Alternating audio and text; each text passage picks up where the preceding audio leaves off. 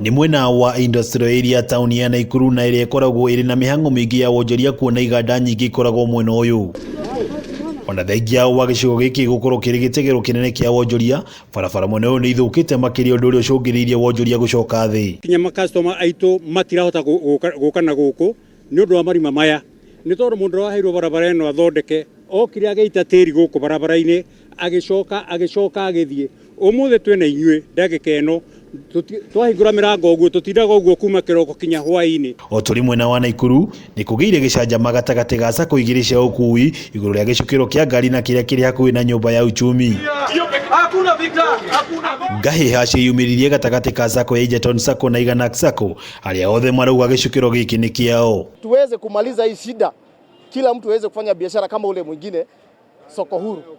Manake wengine wezi kuwa na pesa na wengine wana pesa, na sisi wote tunalipa kodi pamoja. Thutha wa gũkanĩrĩra na gũikanĩria mĩario ya tuĩka haro ya ngundi, ũndũ ũrĩa ũteithũranirio nĩ maobitha a ũgitĩri.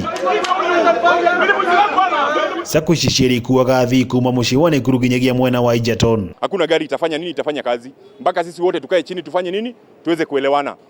Asianze kutumia kirauni ya kazi kusema ya kwamba kwa sababu anafanya kwa kaunti ataweza kunyang'anya watu stage. Hadini Hakameme TV kuma kaunti ya Nakuru, rĩtwa rĩakwa na wa ng'ombe wa Maina.